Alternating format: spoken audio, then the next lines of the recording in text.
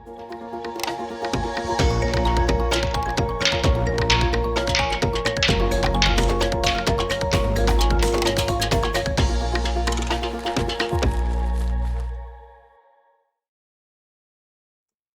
वालेकुम। फेडरल आज़ाद जम्मू कश्मीर और गिलगित बल्तिस्तान इन स्टूडेंट्स के लिए शेख जुल्फ़िकार अली भुट्टो मेडिकल यूनिवर्सिटी ने टेस्ट कंडक्ट किया। टेस्ट का आंसर की शेयर हो चुकी है और आई होप आप लोगों ने अपने आंसर्स को चेक कर लिया होगा। अगर हम फिज़िक्स के पोर्शन की बात करें तो फिज़िक्स का टेस्ट ओवरऑल बैलेंस था। अगर हम कंपेयर करते हैं सो फार बाकी प्रोविंसेस से तो ये टेस्ट बैलेंस था। कुछ यूनिट यहाँ पर ही ऐसे हैं जिनमें से कोई क्वेश्चन नहीं पूछा गया, लेकिन मोस्टली हमें मिलते हैं यूनिट जिनमें से क्वेश्चन हैं। अगर हम यूनिट वाइज देखें तो हमारे पास सबसे ज़्यादा जो क्वेश्चंस हैं वो वेव्स और ऑसिलेशन के यूनिट में से हैं। बेसिक यूनिट का नाम वेव्स है, ऑसिलेशन के टॉपिक्स हैं, तो 10 क्वेश्चन आउट ऑफ 36 सिर्फ इस यूनिट में से। बाकी इलेक्ट्रोमैग्नेटिज्म यूनिट है जिसमें कोई क्वेश्चन नहीं था। बाकी हर एक यूनिट में से क्वेश्चन हमें मिलते हैं, कई में कम हैं कई में ज़्यादा, लेकिन ये ओवरऑल पोर्शन है। बाकी अगर हम कैटेगरी वाइज देखें तो कैटेगरी वाइज टेस्ट बैलेंस है। डेफिनेशन और स्टेटमेंट बेस्ड क्वेश्चन जो नॉलेज बेस्ड क्वेश्चन होते हैं वो 9 है। फार्मूला से रिलेटेड कोई क्वेश्चन नहीं कि मतलब डायरेक्ट कोई फार्मूला पूछा जाए। एक यूनिट की कन्वर्जन का क्वेश्चन था और ऐसा सेम क्वेश्चन हमें पंजाब और सिंध में भी मिलता है। बाकी concept based question 10, application based 8, तो टोटल ये 18 में 50% क्वेश्चन कॉन्सेप्ट और एप्लीकेशन बेस्ड क्वेश्चन है और न्यूमेरिकल क्वेश्चन 6 है। तो सिंध से कम न्यूमेरिकल क्वेश्चन हैं लेकिन पंजाब से ज़्यादा हैं। तो ओवरऑल अगर मैं कहूँ तो ये टेस्ट बैलेंस्ड है। तो चलें डिस्कस करते हैं इनके क्वेश्चंस को। First question, if the voltage across a resistor is doubled then its resistance will become temperature and physical state of the conductor remain constant. अब यहाँ पर देखो आपको क्वेश्चन में हिंट मिल गया कि टेम्परेचर और जो फिजिकल स्टेट है वो कांस्टेंट है। अगर मुझे टेम्परेचर और फिजिकल स्टेट का मतलब होता है लेंथ, एरिया, डायमेंशंस, अगर ये कांस्टेंट है तो फिर रेजिस्टेंस यही नहीं होगी, क्योंकि रेजिस्टेंस इन्हीं फैक्टर्स पे डिपेंड करती है, रेजिस्टेंस वोल्टेज या करंट पे डिपेंड नहीं करती। तो अगर हमारे पास वोल्टेज डबल हो रहा है तो वोल्टेज डबल होने से करंट डबल होगा, ओम्स लॉ, और रेजिस्टेंस की वैल्यू कांस्टेंट रहेगी। Right answer is delta. A particle is moving in a uniform circular path whose projection is executing simple harmonic motion on a horizontal diameter. The ratio of the instantaneous velocity to maximum velocity of the projection while passing through the center. हमारे पास topic है uniform circular motion और simple harmonic motion का। उसमें कहा गया कि हमारे पास body का जो प्रोजेक्शन है वो सिंपल हार्मोनिक मोशन शो कर रहा है और अलोंग हॉरिजॉन्टल हमें मेंशन है।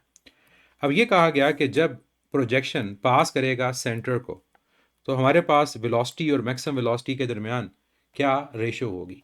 आप मुझे जानते हो कि जो सेंटर है that is basically mean position. Circle का सेंटर हमारे पास जो प्रोजेक्शन होगा उसकी मीन पोजीशन होगी, क्योंकि प्रोजेक्शन जो है वो हॉरिजॉन्टल के लॉन्ग सिंपल हार्मोनिक मोशन को शो कर रहा है और मीन पोजीशन पे हमारी वेलोसिटी मैक्सिमम होती है। तो मीन पोजीशन पे अगर वेलोसिटी मैक्सिमम, तो क्वेश्चन है कि मीन यानी सेंटर को क्रॉस करते हुए इंस्टेंटेनियस और मैक्सिमम वेलोसिटी की रेशियो क्या होगी। तो बच्चे सेंटर के ऊपर इंस्टेंटेनियस वेलोसिटी भी तो मैक्सिमम ही होगी, क्योंकि वहाँ पर आपके एक्स की वैल्यू 0, वेलोसिटी मैक्सिमम, तो वी नॉट और वी नॉट की रेशियो 1:1 आएगी। Correct option is alpha. The option that shows that condition used by Laplace for connecting the velocity of sound is options medium use thermodynamic process.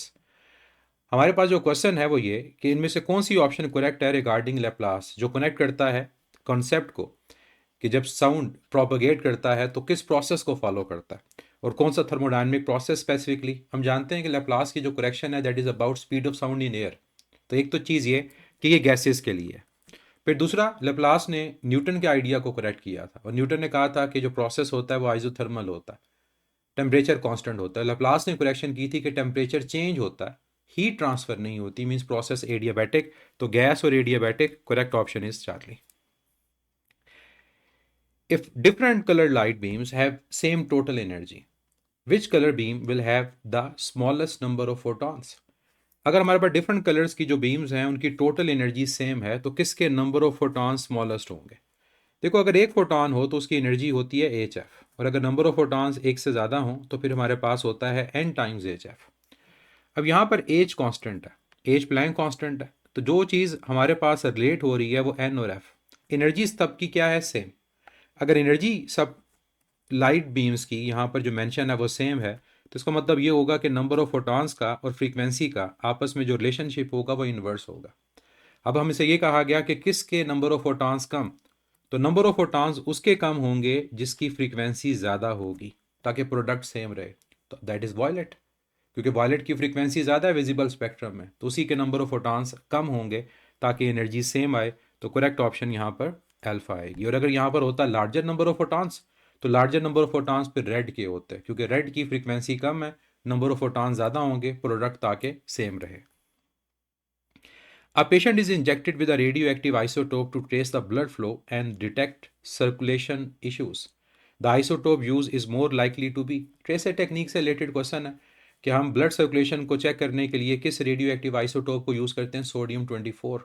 तो ये book की हमारे पास statement है, correct option is delta. बाकी तमाम आपको पता होने चाहिए कि आयोडीन को थायराइड ग्लैंड्स के लिए यूज़ किया जाता है, कोबाल्ट हमारे पास लीवर कैंसर के लिए, फॉस्फोरस और स्टोनशियम हमारे पास स्किन कैंसर में यूज़ होता है। तो यहाँ पर जो आंसर है related to circulation of blood, that is sodium 24। Water flows through a pipe of 0.02 meter square with a speed of 3 meter per second. The pipe narrows to 0.01 meter square. The speed in the narrower section is. Equation of continuity से related question है कि area जो पहले था वो 0.02 था, अब area उसके बाद कितना हो गया 0.01। तो अगर आप इन दोनों को कंपेयर करो तो आपके पास कंपैरिजन ये है कि एरिया हाफ हो रहा है। तो एरिया अगर आपके पास हाफ हो रहा है तो इसका मतलब इक्वेशन ऑफ कॉन्टीन्यूटी के अकॉर्डिंग वेलोसिटी जो होगी वो डबल हो जाएगी। तो पहले जो वेलोसिटी है वो कितनी है 3 मीटर पर सेकेंड। तो वेलोसिटी अगर आपके पास 3 मीटर पर सेकेंड तो 3 का डबल कितना होगा 6। तो एरिया आपके पास हाफ, तो वेलोसिटी हमारे पास होगी डबल। तो पहले वेलोसिटी 3, तो 3 into 2 answer will be 6 metre per second. तो करेक्ट ऑप्शन यहाँ पर चार्ली आएगी। In the human circulatory system, the turbulent blood flow is most likely to occur when. अब यहाँ पर बेसिकली ब्लड प्रेशर को मेजर करने से रिलेटेड क्वेश्चन नहीं है, क्वेश्चन जनरल पूछा गया कि ह्यूमन सर्कुलेटरी सिस्टम के अंदर टर्बुलेंट फ्लो कहाँ होगा। देखिए टर्बुलेंट फ्लो वहाँ पर होगा जहाँ पर आपका फ्लो रेगुलर ना रहे, इरेगुलर हो जाए, रैंडम हो जाए। तो यहाँ पर आपके पास जो बेस्ट आंसर है वो ये कि जब आपकी वेसल्स क्लॉग्ड हो जाएंगी, ब्लॉक हो जाएंगी, मतलब जहाँ पर आपके पास नैरोअर पार्ट बनना शुरू हो जाएंगे हमारे पास सर्कुलेटरी सिस्टम में नेचुरली या किसी इशू की वजह से, वहाँ पर जो फ्लो होगा वो टर्बुलेंट हो जाएगा। तो क्लॉग्ड एक रुकावट है, जैसे पानी फ्लो कर रहा है, रास्ते में एक रुकावट आ जाए तो क्या होगा, जो फ्लो होगा वो डिस्टर्ब हो जाएगा, टर्बुलेंट हो जाएगा। तो बेस्ट आंसर यहाँ पर चार्ली होगा। A conducting ring is placed near a current carrying coil. Question हमारे पास है एक कंडक्टिंग रिंग और उसके पास एक करंट कैरिंग कॉयल है। ये रिंग हो गई, इसके सामने हम क्या देते हैं कि ये हमारे पास एक करंट कैरिंग कॉयल है। As a current in the coil increases, अगर हम यहाँ पर जो कॉयल है उसमें करंट को इंक्रीज करते हैं, the induce current in the ring flows. देखो यहाँ पर जब करंट को आप इंक्रीज करोगे तो करंट के इंक्रीज करने की वजह से जो उसकी मैग्नेटिक फील्ड लाइंस मीन्स जो फ्लक्स होगा उस रिंग में इंक्रीज करेगा। तो करंट का इंक्रीज फ्लक्स को इंक्रीज करेगा। अब फ्लक्स के इंक्रीज होने का मतलब है कि फ्लक्स चेंज होगा। अब फ्लक्स का चेंज करंट इंड्यूस करेगा and according to Lenz's law induce current अपने कॉज को अपोज करेगा। तो अपोज करने का मतलब क्या होगा कि जो फ्लक्स बढ़ रहा है उसको कम करने की कोशिश करेगा। तो इंड्यूस करंट लेंज़ेस लॉ के अकॉर्डिंग फ्लक्स को डिक्रीज करने की कोशिश करेगा। तो इसका राइट आंसर होगा Charlie, to oppose the increasing magnetic flux. In progressive wave energy is transferred from one point to another through. हमारे पास एनर्जी कैसे ट्रांसफ़र होती है, पार्टिकल्स की डिस्टर्बेंस की वजह से। वो पार्टिकल डिस्टर्ब होते हैं, ऑसिलेट करते हैं, इंटरेक्ट करते हैं आपस में, और उनकी जो इंटरेक्शन होती है उसकी वजह से एनर्जी और मोमेंटम ट्रांसफ़र होता है। तो सर्कुलेटरी मोशन ऑब्वियसली नहीं होगा, सर्कुलेटरी रोटेशनल ये वैसे ही निकल गया। तो यहाँ पर आंसर क्या होगा, oscillatory motion, disturbance, vibratory motion की वजह से हमारे पास डिस्टर्बेंस ट्रैवल करती है। Right answer is beta. A capacitor is connected to an AC source. If the frequency of the AC source is doubled, the current in the purely capacitive circuit. देखिए normally question ये होता है कि अगर आप frequency को double करें तो कैपेसिटिव रिएक्टेंस क्या होगी। यहाँ पर करंट के बारे में पूछा गया, तो हम जानते हैं कि अगर आप फ्रीक्वेंसी को डबल कर देंगे तो कैपेसिटिव रिएक्टेंस की जो वैल्यू है वो हाफ हो जाएगी। अब करंट के बारे में पूछा गया तो करंट आपका वोल्टेज ओवर कैपेसिटिव रिएक्टेंस है, जैसे रेजिस्टेंस होती है। तो करंट का कैपेसिटिव रिएक्टेंस से रिलेशन इनवर्स। तो कैपेसिटिव रिएक्टेंस अगर हाफ यानी रेजिस्टेंस अगर हाफ और पोजीशन हाफ, तो करंट की वैल्यू डबल हो जाएगी। तो डबल आपके पास राइट आंसर होगा and that is alpha. When thermal energy is transferred from a hot object to the cold one, the change occurs in the hot object is. हमें यहाँ पर यह कहा गया कि जो थर्मल एनर्जी है वो हॉट बॉडी से कोल्ड बॉडी में ट्रांसफ़र हो रही है। तो हॉट बॉडी को क्या होगा बच्चे, हॉट बॉडी जहाँ से हीट निकल गई, जहाँ से हीट जा रही है, उसकी इंटरनल एनर्जी डिक्रीज़ करेगी, और जिसमें हीट जा रही है उसकी इंटरनल एनर्जी बढ़ेगी। तो हॉट बॉडी की इंटरनल एनर्जी क्या करेगी, डिक्रीज़। और अगर कोल्ड बॉडी की बात करेंगे तो तब वहाँ पर क्या होगा, इंक्रीज़ आएगा। Two spectral line in hydrogen atom are closer together, this likely means, अगर हमारे पास जो स्पेक्ट्रल लाइंस हैं एक दूसरे के क्लोज हों, इसका मतलब एनर्जी डिफरेंस कम है।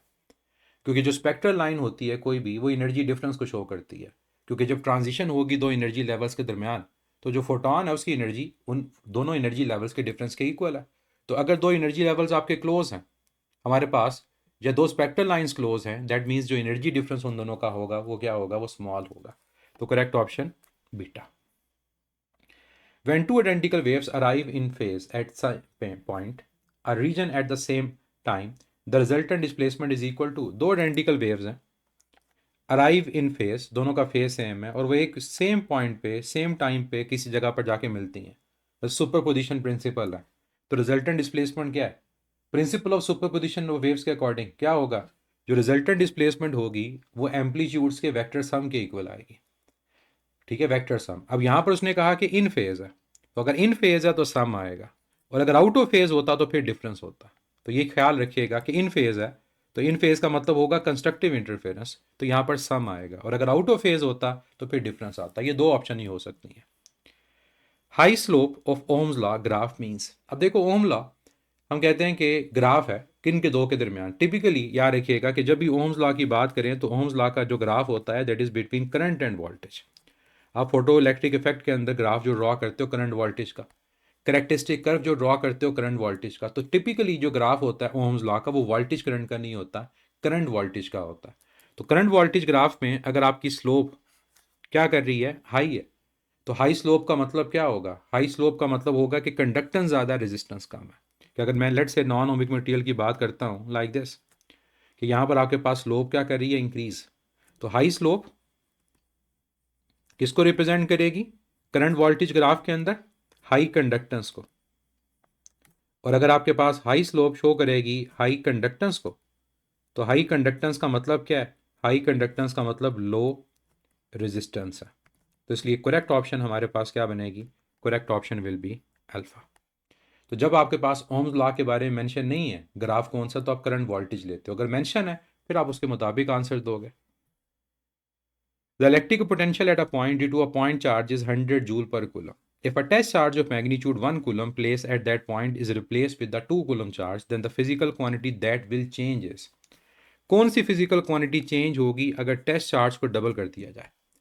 याद रखिएगा जो इलेक्ट्रिक फील्ड होती है, जिसको हम electric field strength, electric field intensity कहते हैं, और इसके अलावा जो इलेक्ट्रिक पोटेंशियल होता है ये चार्ज की इंटेंसिक प्रॉपर्टी होती है। इनकी जो डिपेंडेंस होती है वो हमारे सेंट्रल चार्ज जो रेफरेंस चार्ज है उस पर होती है, टेस्ट चार्ज पे नहीं होती। जब तक हम अपने चार्ज को चेंज नहीं करेंगे जिसकी इलेक्ट्रिक फील्ड है, इलेक्ट्रिक फील्ड इंटेंसिटी और पोटेंशियल चेंज नहीं होता है। इसका मतलब इलेक्ट्रिक फील्ड और इलेक्ट्रिक पोटेंशियल ये दोनों चेंज नहीं होंगे, तो चेंज क्या होता है, पोटेंशियल एनर्जी। और क्या पोटेंशियल एनर्जी का फार्मूला हमने पढ़ा था, के टाइम्स के क्यू ओवर आर। तो अगर मैं यहाँ पर कैपिटल क्यू कह देता हूँ कि कैपिटल क्यू हमारा रेफरेंस चार्ज है, सेंट्रल चार्ज है, जिसकी इलेक्ट्रिक फील्ड में हम टेस्ट चार्ज को रख रहे हैं, तो जो स्मॉल क्यू है ये वो चार्ज है जो टेस्ट चार्ज जो उस फील्ड में इंट्रोड्यूस किया, जिसमें एनर्जी स्टोर हो रही है। जैसे इलेक्ट्रॉन न्यूक्लियस के अराउंड रिवॉल्व करे तो न्यूक्लियस का चार्ज कैपिटल क्यू है, और इलेक्ट्रॉन का चार्ज हमारे पास क्या होगा, that will be small Q.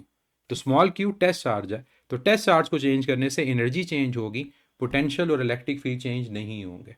तो सिमिलर क्वेश्चन हमें मिलते हैं पंजाब के अंदर भी और उसके अलावा सिंध के अंदर भी, वहाँ पर भी ऐसे ही क्वेश्चन थे जहाँ टेस्ट चार्ज को चेंज करके इलेक्ट्रिक फील्ड का पूछा गया था। तो यहाँ पर हमारा आंसर एनर्जी होगा, एनर्जी चेंज होगी, पोटेंशियल इलेक्ट्रिक फील्ड चेंज नहीं होंगे। The waves among the following which require a material medium for their propagation. Material medium किसको रिक्वायर्ड होता है, मटेरियल मीडियम रिक्वायर्ड होता है मैकेनिकल वेव को। मैकेनिकल वेव की एग्जांपल क्या है, साउंड। और साउंड की डिफरेंट कैटेगरीज हम पढ़ते हैं, इंफ्रासोनिक, अल्ट्रासोनिक, ऑडिबल। तो यहाँ पर गैमा रेज हमारे पास इलेक्ट्रोमैग्नेटिक है, एक्सरे इलेक्ट्रोमैग्नेटिक है, इंफ्रारेड इलेक्ट्रोमैग्नेटिक है, लेकिन जो इंफ्रासोनिक है ये मैकेनिकल है, ये साउंड वेव्स है। तो जिसको मीडियम रिक्वायर्ड है वो यहाँ पर इंफ्रासोनिक है, डेल्टा, इंफ्रारेड नहीं, इंफ्रारेड आपकी इलेक्ट्रोमैग्नेटिक है। Unequal changes occurring in velocity of a body is called, अगर वेलोसिटी में जो चेंज है वो अनइक्वल हो, दैट इज मीन्स एक्सेलेरेशन आपकी वेरिएबल है। अगर डिस्प्लेसमेंट में चेंज अनइक्वल होता फिर वेरिएबल वेलोसिटी होती। तो यहाँ पर वेलोसिटी में चेंज अनइक्वल है, that means variable acceleration and the option is delta. What will the potential difference if a wire has a resistance of 10 ohm and a current of 2 ampere? Simple सा question है कि हमें potential difference find करने को कहा, resistance और current given है, V is equal to I times R, unit दोनों ठीक है, करंट एम्पेयर में है, रेजिस्टेंस ओहम में, तो 10 इंटू 2 20 वॉल्ट राइट आंसर होगा, दैट इज चार्ली। और यहाँ पर आपके पास जो क्वेश्चन शेयर पेपर शेयर हुआ था उसमें पहले से करेक्ट लिखा हुआ था, और क्वेश्चन भी इतना आसान है, राइट आंसर चार्ली है। According to the particle model of light a photon is, particle model of light के अकॉर्डिंग फोटोन क्या है? फोटोन क्वांटा है, एनर्जी पैकेट्स हैं, डिस्क्रीट एनर्जी पैकेट्स जिनका रेस्ट मैस जीरो होता है, जिन पे चार्ज नहीं होता, और जिनका रिलेटिव मैस डिपेंड करेगा हमारे फोटोन के ऊपर। तो यहाँ पर आपका जो आंसर होगा that is quantum of energy with zero rest mass and zero charge. Relative mass यानी डायनेमिक मैस जीरो नहीं होता, लेकिन रेस्ट मैस जीरो होता है, करेक्ट ऑप्शन इज बीटा। बाकी a particle with mass and charge गलत है, कॉन्टिन्यूस एनर्जी वेव गलत है, क्योंकि डिस्क्रीट एनर्जी होती है, कॉन्टिन्यूस नहीं होती। A particle that travel slower than light, no, इनकी स्पीड लाइट की स्पीड के इक्वल है। The current in the forward bias P N junction is mainly due to, जब बाइसिंग फॉरवर्ड होती है तो जो करंट जो हम जानते हैं कि मिली एम्पेयर्स में होता है, that is due to majority charge carriers. और अगर आपके पास होता रिवर्स बाइसिंग तो फिर होता मिनॉरिटी चार कैरियर्स, और उस करंट को लीकेज करंट बोलते हैं। तो यहाँ पर फॉरवर्ड बाइसिंग है तो मेजॉरिटी चार कैरियर्स आंसर होगा, and that option is alpha. A stationary waves are formed in a stretch string of 2 metre length, stationary wave से रिलेटेड क्वेश्चन है, हमें स्ट्रिंग की लेंथ दी हुई है 2 metre, such that 2 vibrating loops are formed, और 2 loops उस string के अंदर बन रहे हैं। अगर उस स्ट्रिंग के अंदर 2 लूप्स बन रहे हैं तो इसका मतलब जो एल होगा लेंथ वो लेमडा के इक्वल है, क्योंकि एक लूप लेमडा बाई 2। अब क्वेश्चन हमसे यहाँ पर पूछा गया the distance between conjunctive nodes, conjunctive nodes के दरमियान जो डिस्टेंस होता है वो लेमडा बाई 2 होता है, कि जैसे यहाँ पर एक नोड ये है, एक नोड ये, तो ये कंजेक्टिव नोड्स हैं, और इनके दरमियान जो डिस्टेंस होगा दैट इज़ लेमडा बाई 2। तो वेवलेंथ आपने फाइंड कर ली, वो लेंथ के इक्वल है और वो 2, तो 2 से डिवाइड कर दोगे, आंसर क्या आएगा 1 metre, and that is beta. तो लेंथ हमारे पास जब फाइंड हो गई तो सिंपली आपने क्या करना है, उसको हाफ कर देना, क्योंकि लेंथ 2 मीटर है और हमारे पास 2 लूप्स बन रहे हैं, और अगर 2 लूप बनेंगे तो इसका मतलब जो लेंथ है वो लेमडा के इक्वल है। अगर एक लूप होता तो लेंथ लेमडा बाई 2 की इक्वल होती। तो राइट आंसर इसमें अल्फा है। A football is kicked with the speed of 20 metre per second at an angle of 30 degree with the horizontal, the maximum height it attains. हमें यहाँ पर जो given है डेटा उसमें स्पीड गिवन है और एंगल गिवन है, और हमें मैक्सिमम हाइट पूछी है। प्रोजेक्टाइल मोशन से रिलेटेड क्वेश्चन, प्रोजेक्टाइल मोशन में मैक्सिमम हाइट का formula v i square sine square theta over 2g। तो इनिशियल वेलोसिटी जो है दैट इज़ 20, जो एंगल है वो 30, और इसका होल स्क्वेयर आएगा, और डिवाइड कर दोगे 2 टाइम्स जी मीन्स 2 टाइम्स 10। अब ये 2 इंटू 10 20 है, इसको स्क्वेयर से कैंसिल कर दो। साइन 30 होता है 1/2, लेकिन 1/2 का स्क्वेयर है, तो 1/2 का स्क्वेयर मीन्स 1/4, तो 20 को मल्टीप्लाई करो 1/4 से, 20/4 5 मीटर राइट आंसर होगा, correct option is alpha. A high internal resistance battery is not suitable for high loads due to, अगर आपके पास किसी बैटरी की इंटरनल रेजिस्टेंस हाई हो, ऐसा क्वेश्चन हमें बाकी प्रोविंसेस में मिलता है, तो हमारा पावर लॉस ज़्यादा इंटरनल रेजिस्टेंस के क्रॉस हो जाता है, और पावर लॉस की जगह दूसरा वर्ड क्या होगा, पोटेंशियल ड्रॉप, कि पोटेंशियल ड्रॉप ज़्यादा कहाँ होगा, अक्रॉस इंटरनल रेजिस्टेंस, क्योंकि फार्मूला क्या होता है, फार्मूला होता है E is equal to v t plus i times r. तो अगर इंटरनल रेजिस्टेंस की वैल्यू ज़्यादा है तो जो potential drop across internal resistance होगा वो ज़्यादा हो जाएगा, जिसकी वजह से टर्मिनल पोटेंशियल कम हो जाएगा। तो इसका राइट आंसर होगा एक्सेस वोल्टेज ड्रॉप। और अगर हाई टर्मिनल वोल्टेज की बात करें गलत है, क्योंकि जब आई आर की वैल्यू बढ़ेगी तो हाई की जगह यहाँ पर लो आएगा। इनफाइनाइट ई एम गलत है, कांस्टेंट करंट वो भी गलत होगा, right answer is only alpha. Two equal charges experience a certain force when placed in vacuum. When the charges are placed in a medium, the force becomes 1/4. Dielectric constant is same question Punjab और सिंध दोनों के अंदर है, कि अगर आपके पास एक dielectric add हुआ और फोर्स पहले से 1/4 हो गई तो हमारे पास डाइलेक्ट्रिक कांस्टेंट की वैल्यू क्या है। वहाँ पर क्वेश्चन डिफरेंट है, लेकिन कॉन्सेप्ट यही है कि force in the presence of dielectric जो होती है वो 1/ε r times force in the absence of dielectric है। तो अगर यहाँ पर ये कहा गया कि फोर्स की वैल्यू 1/4 हो गई है, तो डाइलेक्ट्रिक कांस्टेंट रिलेटिव परमिटिविटी कितना होगा, दोनों को कंपेयर कर लो, एप्सिलॉन आर की वैल्यू 4 आएगी। Correct option charging. If a test charge of magnitude 2 coulomb experience forces of 100 Newton and 20 Newton at 2 points A and B in an electric field respectively, हमारे पास एक चार्ज है, उस charge की electric field के दो points हैं, एक पॉइंट हमारे पास है ए और एक पॉइंट है बी। लेट से मैं कह देता हूँ कि ये पॉइंट ए है और ये पॉइंट बी है। ए पॉइंट पे टेस्ट चार्ज पे जो फोर्स लग रही है वो 100 न्यूटन है, बल्कि ए और बी हम इसको चेंज करेंगे क्योंकि जहाँ डिस्टेंस ज़्यादा वहाँ फोर्स कम होगी। इसको मैं कह देता हूँ ए, इसको कह देता हूँ बी। एक चार्ज पॉइंट दूर है, वहाँ फोर्स वो कह रहा है कि 100 न्यूटन लग रही है, बी पॉइंट के ऊपर जो फोर्स है वो 200 न्यूटन लग रही है। अब क्वेश्चन ये है कि the ratio of the electric field at a at that of b, electric field की रेशियो पूछी हुई है। इलेक्ट्रिक फील्ड डिपेंड करती है फोर्स पर यूनिट चार्ज पे। अब चार्ज तो सेम है, तो जब मैं यहाँ पर रेशो लूँगा force at point a divide by charge, force at point b divide by charge, तो चार्ज कैंसिल हो जाएगा, तो ये फोर्स की रेशो आ जाएगी। तो फोर्स हमारे पास डिफरेंट है और ऑब्वियसली इलेक्ट्रिक फील्ड दो डिफरेंट पॉइंट्स पे डिफरेंट होगी, जो करीब होगा वहाँ स्ट्रॉन्ग, जो दूर होगी वीक। तो ए पॉइंट पर आपके पास फोर्स 100 है, बी पर कितनी है 200, तो इसका आंसर होगा 1:2। तो ए टू बी पूछा हुआ है, तो ए ऊपर बी नीचे, इसलिए 1:2। अगर बी टू ए होता तो फिर 2:1 आता। तो right answer is 1:2 and that is beta. A body of mass 2 kg moving with velocity 3 meter per second collides with the body of mass 1 kg at rest if they stick together. Inelastic region से related question है और common velocity find करनी है। जब body stick कर जाती हैं तो हम ये केस पढ़ते हैं law of conservation of momentum में। इसकी इक्वेशन कुछ इस किस्म की बनती है, m1v1 plus m2v2, momentum of first body plus momentum of second body. और अगर वो स्टिक कर गए हैं तो स्टिक करने का मतलब कोलिजन के बाद दोनों की जो वेलोसिटी होगी वो सेम होगी। तो m1 प्लस m2 और यहाँ पर आ जाएगा v। अब ये वो कॉमन वेलोसिटी जो फाइंड करनी है, इसको डिवाइड कर दें तो v इक्वल आएगा m1 v1 plus m2 v2 over m1 plus m2। इसको इलास्टिक कोलिजन से सॉल्व नहीं करना क्योंकि ये परफेक्टली इन इलास्टिक कोलिजन की कोई एग्जांपल है, स्टिक कर रहे हैं। अब m1 क्या है, m1 है 2 और v1 है 3, m2 है 1 और सेकेंड बॉडी रेस्ट पर तो 0 और नीचे सम ऑफ मैसेस 2 + 1। तो 2 × 3 6 divide by 3, the answer will be 2 metre per second. Correct option is beta. Two balls thrown with equal speed but at different angles covers equal horizontal distance. If one is thrown at an angle of 40 degree, then the angle of projection of the other is।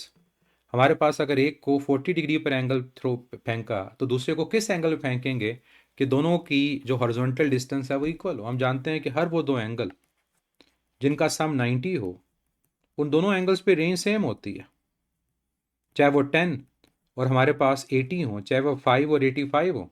तो यहाँ पर अगर आपके पास एक angle 40 है तो 40 के साथ दूसरा एंगल क्या होगा, 50 होगा। तो 40 और 50 इन दोनों का सम क्या आएगा, वो 90 आएगा। तो correct option is delta. Range equal है, हॉरिजॉन्टल डिस्टेंस, तो हॉरिजॉन्टल डिस्टेंस इक्वल होगी 40 के साथ 50 पे। The work done on a body stored in the form of work energy principle, the work done is stored in the form of energy. तो right answer is beta. Kinetic potential नहीं लिखा हुआ क्योंकि कोई भी एनर्जी हो सकती है, लेकिन अगर दोनों होते और ऑप्शन बोथ की ना होती फिर बेस्ट आंसर काइनेटिक है बुक्स के अकॉर्डिंग, जो हमारी बुक्स में लिखा जाता है। लेकिन अगर यहाँ पर देखो तो ये बेस्ट स्टेटमेंट है कि वर्क एनर्जी प्रिंसिपल के मुताबिक वर्क चेंज इन एनर्जी के इक्वल होता है। If 20 waves pass a point in 2 seconds with a speed of 5 meter per second, the wavelength is। हमें नंबर ऑफ वेव्स गिवन है, time given है, speed given है, lambda find करना है। v equal होता है एफ लैम्डा के। अब फ्रीक्वेंसी नहीं है, frequency number of waves over time होती है। तो क्वेश्चन सॉल्व हो गया। लैम्डा इक्वल आएगा, क्रॉस मल्टीप्लाई करेंगे v/t/n। तो v की वैल्यू 5, टाइम की वैल्यू 2 और नंबर ऑफ वेव्स की वैल्यू 20, तो 10/20। तो 1/2 दैट विल बी 0.5 और वेवलेंथ है यूनिट मीटर होगा। Correct option is alpha. The unit of RC in case of charging का कैपेसिटर इज। आरसी का यूनिट रेजिस्टेंस और कैपेसिटेंस ये बेसिकली टाइम कांस्टेंट है, तो इसका यूनिट क्या होगा, वो सेकंड होगा, मींस ओहम इनटू फैरेड। तो राइट आंसर आपके पास beta. A longitudinal wave has a frequency of 500 Hz and a wavelength of 0.6 meter. Its speed is। Simple सा क्वेश्चन, कोई कन्वर्जन नहीं। v is equal to f lambda, f है 500 और इसको multiply करना है 0.6 से। 0.6 को क्या लिख सकते हो, 6 इंटू 10⁻⁻1। तो 5 को 6 से मल्टीप्लाई करो, यह आएगा 30। साथ आपके पास ये दो ज़ीरोज़ हैं और साथ ये 10⁻⁻1। तो इसका आंसर आएगा 300 और यूनिट होगा metre per second. Correct option is Charlie. The true statement about the angular displacement is, angular displacement से रिलेटेड इनमें से कौन सी स्टेटमेंट ट्रू है? It always increase with time. ऐसा कोई कॉन्सेप्ट नहीं है कि टाइम के साथ हमेशा एंगुलर डिस्प्लेसमेंट बढ़े। It is treated as vector for small rotation. ये करेक्ट है कि स्मॉल रोटेशन जो होती हैं जहाँ पर टाइम जीरो को अप्रोच करेगा या एंगल बहुत स्मॉल होगा, वहाँ पर एंगुलर डिस्प्लेसमेंट को कंसिडर वेक्टर किया जाता है। ये करेक्ट है। बाकी it is always a scalar गलत है, ऑलवेज नहीं, it is measured in metres गलत है। तो right answer is only beta. Pi radians are equivalent to, pi radian किसके इक्वल होगा? सिंपल कन्वर्जन है हमारे पास। पाई रेडियन ये 180 डिग्री होता है, हाफ रेवोल्यूशन 180 डिग्री। तो यहाँ पर आपके पास जो क्वेश्चन है वो सिंपल 180 डेल्टा आंसर। ऐसे क्वेश्चन पाई पाई बाय 2 वाले रेवोल्यूशन वाले हमें बाकी प्रोविंसेस में मिलते हैं।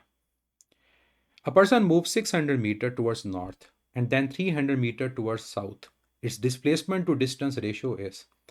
देखो नॉर्थ और साउथ दोनों ऑपोजिट डायरेक्शन, मीन्स 180 कि पहले वो 600 मीटर नॉर्थ की तरफ गया, तो मतलब एक वेक्टर हमारा नॉर्थ की तरफ है, दूसरा वेक्टर जो है उसका हाफ 300 मीटर वो साउथ की तरफ है। तो अगर आप डिस्प्लेसमेंट को फाइंड करोगे तो डिस्प्लेसमेंट में आप इनका क्या लोगे? डिफरेंस लोगे एक तरह का, क्योंकि जब आप इनको हेड टू टेल रूल से ऐड करोगे तो head to tail rule add करने से रिजल्टेंट ये आएगा दिस वन, और ये रिजल्टेंट दोनों का डिफरेंस है। तो डिस्प्लेसमेंट जो होगी वो 600 माइनस 300 होगी and that is equal to 300 metre. और अगर डायरेक्शन सेम होती तो ऐड हो जाते, अगर परपेंडिकुलर होते तो पाइथागोरस थ्योरम होता। तो डिस्टेंस की अगर बात करें तो डिस्टेंस हमेशा ऐड होता है, डिस्टेंस स्केलर है, तो डिस्टेंस स्केलर है तो 600 प्लस 300 वो 900 आएगा। अब क्वेश्चन में उसने डिस्टेंस टू डिस्प्लेसमेंट नहीं पूछा, उसने डिस्प्लेसमेंट टू डिस्टेंस पूछा। तो डिस्प्लेसमेंट हमारे पास है 300, डिस्टेंस है 900, तो ये आ जाएगा 300/900 1/3। Correct option is beta. और अगर डिस्प्लेसमेंट टू डिस्टेंस की जगह डिस्टेंस टू डिस्प्लेसमेंट होता फिर 3:1 होता। In a stationary wave the point that undergo zero acceleration, stationary wave में वो पॉइंट जिसकी एक्सेलेरेशन जीरो, ये वो पॉइंट है जिसकी डिस्प्लेसमेंट जीरो, क्योंकि एक्सेलेरेशन और डिस्प्लेसमेंट डायरेक्टली प्रोपोर्शनल है। स्टेशनरी वेव्स में जो पार्टिकल्स होते हैं वो सिंपल हार्मोनिक मोशन के अंदर होते हैं। और आप यूं भी ये देख सकते हो कि कौन सा पार्टिकल है जो मूव ही नहीं करता। जो पार्टिकल मूव नहीं करता, जो रेस्ट पर है, उसकी डिस्प्ले वेलोसिटी जीरो, तो उसकी एक्सेलेरेशन भी जीरो। और जो एंटी नोड होते हैं वो कॉन्टिन्यूसली मूव कर रहे होते हैं। एंटी नोड जब मीन पोजीशन को क्रॉस करेंगे तब उनकी एक्सेलेरेशन जीरो होती है। तो यहाँ पर है the particle that undergo zero acceleration, तो आपका आंसर क्या होगा? नोड्स। नोड्स हमारे पास होते हैं जिनकी एक्सेलेरेशन जीरो होती है। If the speed of sound is measured at sea level and the top of the mountain both at the same temperature it will, देखो अगर सी लेवल के ऊपर और टॉप ऑफ माउंटेन दोनों के ऊपर आपको कहा गया कि टेम्परेचर सेम है, तो दोनों पे स्पीड ऑफ साउंड सेम है। अगर आप ये देखते हो कि जो प्रेशर है और डेंसिटी वो डिफरेंट है, तो बच्चे अगर आपके पास एक जगह प्रेशर बढ़ता है तो उस जगह पर आपके पास डेंसिटी में भी चेंज आता है। ये बात याद रखिएगा, प्रेशर जहाँ ज़्यादा डेंसिटी भी ज़्यादा। तो अगर आप प्रेशर और डेंसिटी दोनों चीज़ें ज़्यादा तो उनकी रेशो सेम रह रही है। लेकिन टेम्परेचर के बारे में कहा कि टेम्परेचर भी सेम है, तो उसके अंदर कोई भी चीज़ यही नहीं हो रही। तो दोनों पॉइंट्स पे अगर टेम्परेचर सेम है तो दोनों पॉइंट पे आपकी स्पीड की वैल्यू भी क्या होगी? वो सेम होगी। तो ये था शहीद जुल्फ़िकार अली भुट्टो मेडिकल यूनिवर्सिटी का एमडी कैट 2025 में फिजिक्स का टेस्ट, जो एक बैलेंस टेस्ट है। तो आई होप आप लोग देख चुके होंगे कि अगर कोई गलती हुई है तो क्यों हुई है, और आंसर की के साथ भी आप इसको कंपेयर कर सकते हो। बाकी यकीन रखें कि जो आपका रिजल्ट है वो आपके हक में बेहतर है, और इंशाल्लाह आपने जो मेहनत की है उसका आपको सिला ज़रूर मिलेगा। तो किसी भी सूरत परेशान होने की ज़रूरत नहीं है। अपना बहुत सारा ख्याल रखिएगा।